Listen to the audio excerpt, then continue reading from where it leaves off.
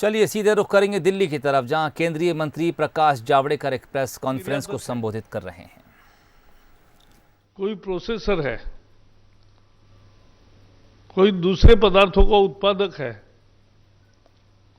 तो उसको कृषि उपज दोनों के आपसी समझौता जो होगा उसके तहत बेचने की सुविधा आज मिली है, जिससे सप्लाई चेन खड़ी होगी।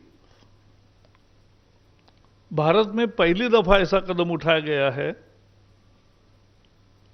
और उसके सारे महत्वपूर्ण पहलू तोमर जी बताएंगे। चौथा एक निर्णय हुआ है, it's important for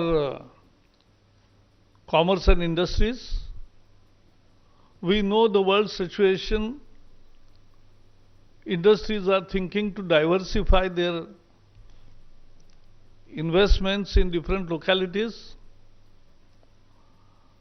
So, to ensure that the investment enhance in India, an empowered group of secretaries has been formed. And simultaneously in every ministry,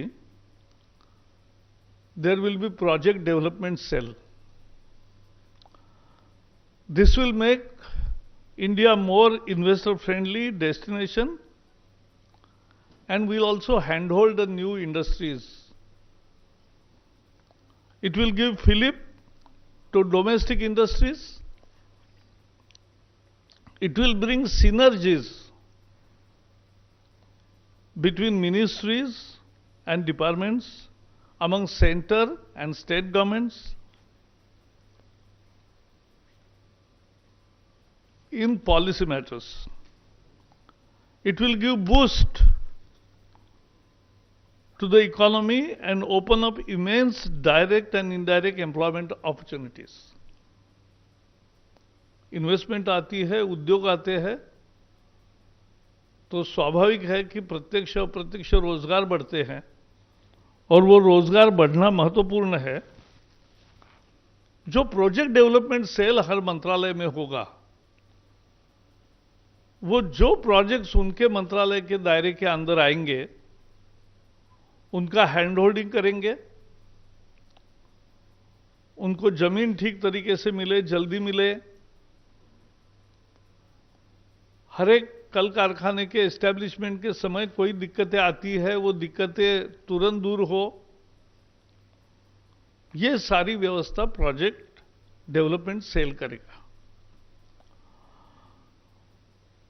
पांचवा एक महत्वपूर्ण निर्णय था, 11 जनवरी को श्यामा प्रसाद मुखर्जी, जो भारत के पहले मंत्रिमंडल में भी मंत्री थे और जिनका कश्मीर में बलिदान हुआ,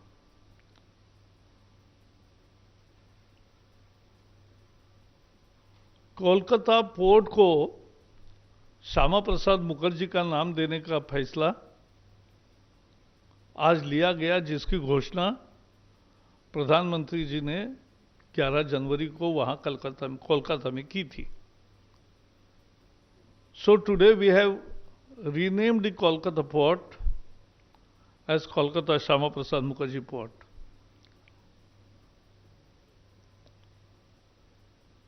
एक छठे निर्णय के अनुसार फार्माकोपिया कमीशन की स्थापना का निर्णय हुआ है। Pharmacopoeia commission for homeopathy and Indian medicine है। आयुष मंत्रालय के 2 लैब्स है गाजियाबाद में,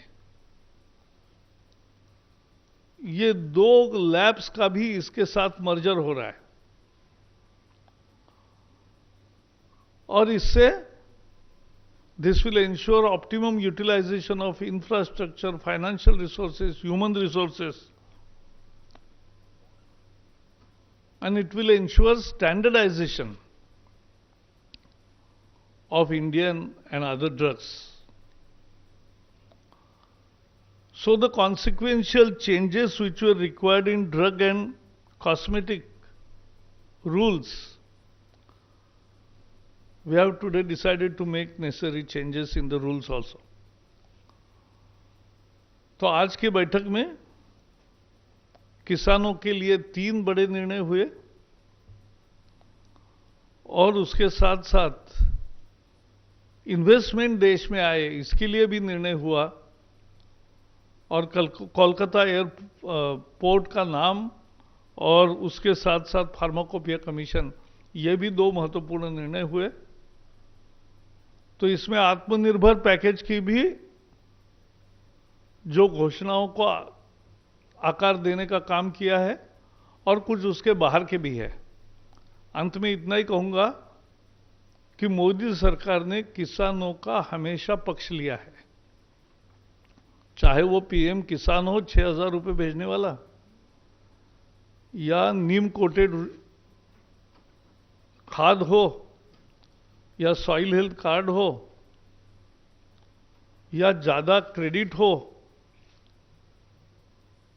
या किसानों के लिए अनेक सुविधाएं तैयार की है। तो इसलिए ये किसान हितैषी सरकार है। मैं अब तोमर जी को दरख्वास्त करूंगा कि जो 2 महत्वपूर्ण उनके विभाग के निर्णय हुए हैं उसकी वो जानकारी देंगे।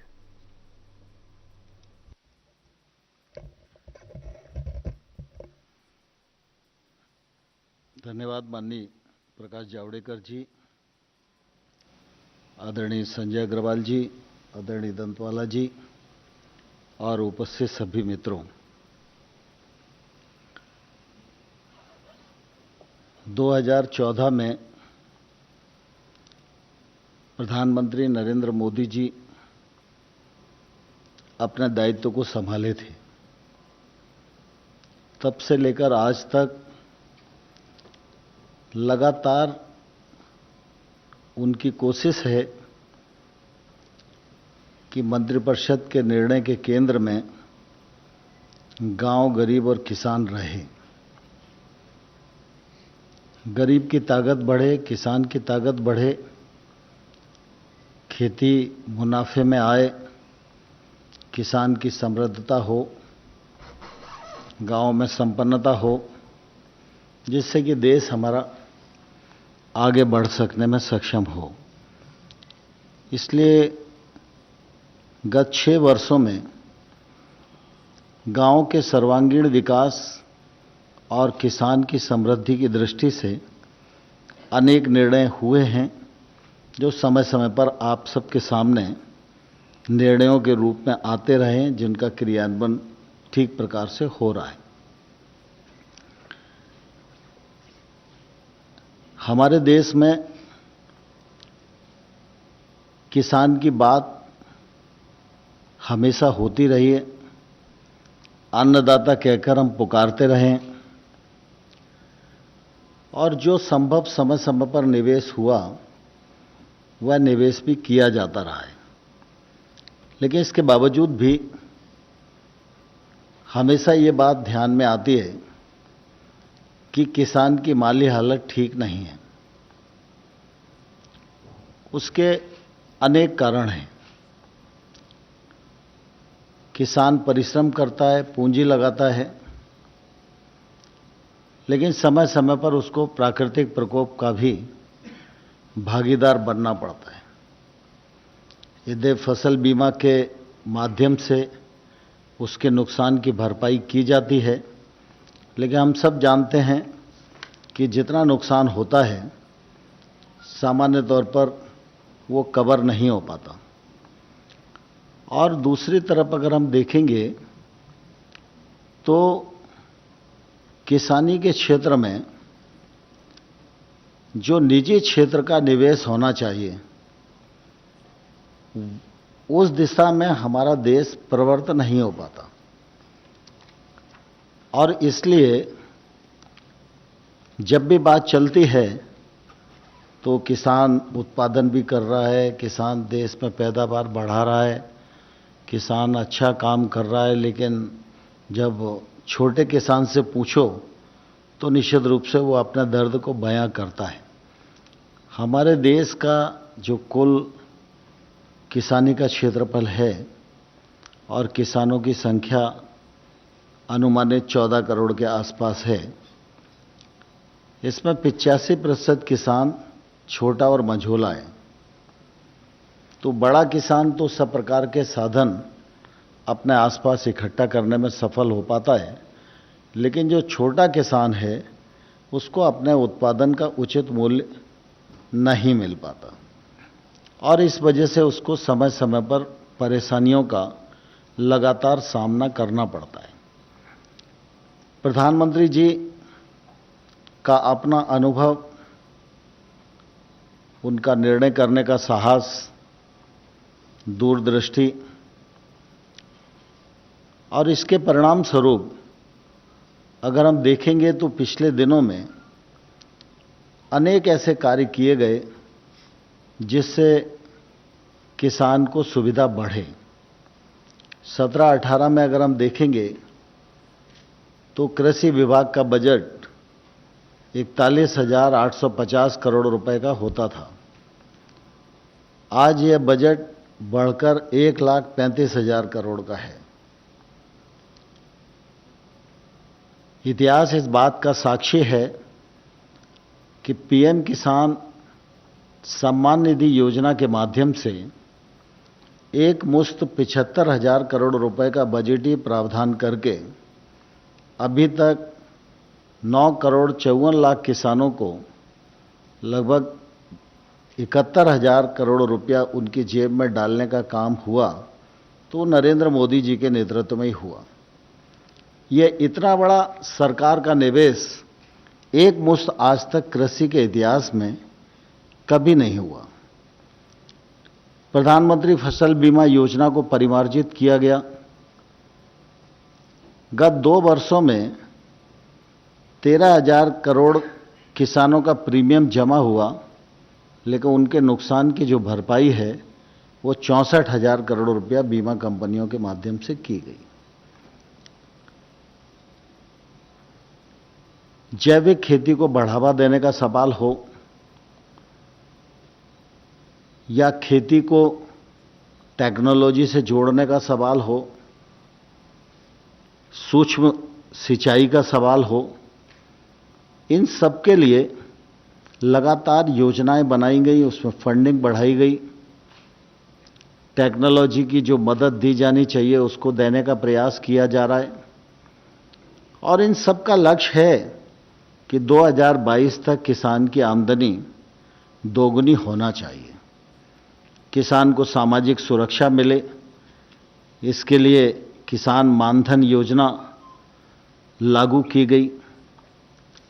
अभी केसीसी योजना के अंतर्गत किसान क्रेडिट कार्ड लगभग 6.5 करोड़ लोगों पर हैं। 2.5-3 करोड़ की संख्या अभी ऐसी है जिनको किसान क्रेडिट कार्ड दिया जाना है। उसके लिए अभियान चलाकर जल्दी ही इस लक्ष्य को भी पूरा किया जाएगा और यह लक्ष्य पूरा होगा तो लगभग 2 लाख करोड़ रुपया किसानों के हाथ में पहुंचेगा। अभी केसीसी के माध्यम से 4 लाख करोड़ रुपया ऋण किसानों के पास है। पिछले दिनों आपको ध्यान होगा कि हम लोग अभी पिछले दिन जब प्रेस कॉन्फ्रेंस की थी तो 31 मार्च की जगह ब्याज सब्सिडी की डेट को 31 अगस्त किया गया। इसका भी फायदा किसानों को मिलने वाला है।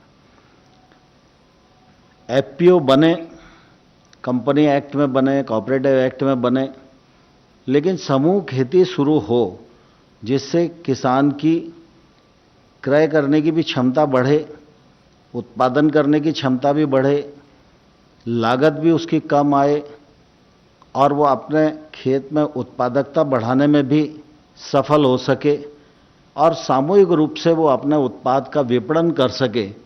इसके लिए 10,000 नए एफपीओ बनाने का कार्यक्रम प्रारंभ किया है। इस पर लगभग 6,866 करोड़ रुपए का खर्च आएगा। यह भी एक तौर से सरकार की तरफ से खेती के क्षेत्र में एक बड़ा निवेश है। गत वर्ष फर्टिलाइजर सब्सिडी के रूप में 80,000 करोड़ रुपए का निवेश किया गया है। अभी पिछले दिनों जब पैकेज की घोषणा हुई तो कृषि अवसंरचना के लिए 1 लाख करोड़ रुपए का प्रावधान किया गया। कृषि से जो संबंधित काम हैं, चाहे वो पशुपालन हो, मछली पालन हो, हर्बल खेती हो, मधुमक्खी पालन हो, इन सब के लिए भी प्रावधान किया गया और इसका निश्चित रूप से आने वाले कल में खेती के क्षेत्र को फायदा होने वाला है। अभी अल्पावधि ऋण कृषकों के पास 8 लाख करोड़ का है, यह आने वाले वर्ष में 15 लाख करोड़ होएगा, इस बात का भी प्रबंध किया गया है। नाबार्ड कृषि के क्षेत्र में 90,000 करोड़ रुपया प्रतिवर्ष निवेश करता था, लेकिन कोविड संकट को देखते हुए इस बार वह 30,000 करोड़ अतिरिक्त खर्च करेगा, यह भी सरकार ने सुनिश्चित किया। स्वामीनाथन साहब की रिकमेंडेशन को माना जाए, ये मांग लंबे समय तक किसानों की रही, लेकिन मोदी जी ने आने के बाद एमएसपी पर, जो लागत पर एमएसपी 50% मुनाफा देकर की जाए, इसको साल में 2 बार घोषित करते हैं। उस दिन खरीफ की एमएसपी घोषित की गई थी और एमएसपी पर भी रिकॉर्ड खरीद आज देश में हुई है और आने वाले कल में भी एमएसपी पर यह खरीद जारी रहेगी। दूसरा, अभी प्रकाश जी ने बताया कि आवश्यक वस्तु अधिनियम में भी संशोधन किया जा रहा है। यह भी निश्चित रूप से कृषि उत्पाद के क्षेत्र में एक बड़ा और क्रांतिकारी कदम है। आज आवश्यक वस्तु अधिनियम में संशोधन और किसान उपज व्यापार वाणिज्य संवर्धन और सरलीकरण अध्यादेश, और दूसरा हमारा मूल्य आश्वासन कृषि सेवाओं के करार के लिए किसानों का सशक्तिकरण और संरक्षण अध्यादेश, ये तीनों ऐसे महत्वपूर्ण निर्णय हैं कि कृषि के क्षेत्र में, मैं ये कहूँ तो अतिशयोक्ति नहीं होना चाहिए कि आज का दिन एक ऐतिहासिक दिन है। जब इस बात की घोषणा हुई थी तो कई जानकार लोगों ने अपने विचार व्यक्त किए थे, तो उसमें कुछ लोगों ने यह भी कहा था कि देश तो 1947 में आज़ाद हुआ, लेकिन किसानों को आज़ादी अब इस अध्यादेश के माध्यम से मिलने जा रही है। इतना बड़ा महत्व इस ऑर्डिनेंस का है। इस ऑर्डिनेंस के माध्यम से सरकार की ये कोशिश है कि किसान पर जो अपने उत्पादन को बेचने के लिए प्रतिबंध लगे थे, उन प्रतिबंधों से पूरी तरह मुक्त किया जा रहा है। मंडियां रहेंगी, राज्य का एपीएमसी एक्ट रहेगा, लेकिन एपीएमसी की परिधि के बाहर जो सारा क्षेत्र है, चाहे वो किसान का घर ही क्यों ना हो, उस घर में जाकर भी कोई कंपनी, संस्था, processing industry, FPO, cooperative sector के समूह, कोई भी जाकर उसको उत्पादन का उचित मूल्य देकर वहाँ से माल खरीदेगा। मंडी की परिधि के बाहर पूरा ट्रेड एरिया होगा जहाँ पर ट्रेड हो सकती है, और इस खरीद और बिक्री पर किसी भी प्रकार का कोई टैक्स किसी सरकार का नहीं होगा, कानूनी बंधन किसी भी प्रकार का नहीं होगा। इससे निश्चित रूप से किसानों को एक तो अपने उत्पादन को कहाँ बेचना, किसे बेचना, किस दाम पर बेचना, इसकी स्वतंत्रता और आज़ादी मिलेगी। और दूसरी तरफ आमतौर पर मंडी में जितने लाइसेंसी व्यापारी होते हैं, एक मंडी में ज़्यादा से ज़्यादा 25-30 लाइसेंसी होते हैं, जब ये खुलाव आ जाएगा तो इसमें कीमतों की प्रतिस्पर्धा में 30 की जगह 300 लोग आएंगे, और जितनी प्रतिस्पर्धा बढ़ेगी वह निश्चित रूप से किसान के लिए फायदेमंद होगी। इस में यह भी प्रावधान किया गया है कि बहुत सारी कानूनी अड़चनें न हों, किसी प्रकार का इंस्पेक्टर राज ना आए, क्योंकि मंडी से बाहर निकलेंगे प्रतिबंधों से, फिर कोई दूसरा इंस्पेक्टर आ गया, तो इससे भी बचाव रखा गया। इसलिए किसी के पास अगर पैन कार्ड है तो वह भी व्यक्ति खरीद कर सकता है, एफपीओ खरीद कर सकते हैं, कोऑपरेटिव सेक्टर के पैक्स वगैरह भी खरीद कर सकती हैं, लेकिन पैन कार्ड अगर होगा तो निश्चित रूप से वो लोग खरीद कर सकते हैं। दूसरा, कोई भी व्यक्ति ई प्लेटफॉर्म बना सकता है। ये ई प्लेटफॉर्म जो है, बनाने के लिए कोई भी व्यक्ति स्वतंत्र है, लेकिन उसके नियम केंद्र सरकार बनाएगी और उसका हिसाब किताब भी केंद्र सरकार रखेगी। और अगर कोई इलेक्ट्रिक प्लेटफॉर्म किसी भी प्रकार की धोखाधड़ी और गड़बड़ करेगा तो उसको सुनवाई करना और उसको दंडित करना, उसको ट्रेड से बाहर करना, ये निर्णय निश्चित रूप से केंद्र सरकार करेगी। कृषि उत्पादों के इस प्रकार के व्यवसाय पर कोई भी शुल्क देय नहीं होगा। यदि ट्रेडर और किसान के बीच में कोई विवाद की स्थिति बनती है, सामान्य तौर पर हम लोगों ने ये प्रावधान किया है कि किसान को हाल के हाल पेमेंट किया जाएगा, लेकिन अगर किसी स्थान पर प्रक्रिया में कोई देर लगने वाली है, जैसे मान लो उसने चेक दिया और आज शुक्रवार का दिन है तो शनिवार और रविवार बैंक बंद रहेगी, तो उसका पेमेंट सोमवार को ही मिलेगा, तो ऐसी परिस्थिति हमने कहा है कि तत्काल अथवा 3 दिन, और 3 दिन में उसको भुगतान करना ही होगा।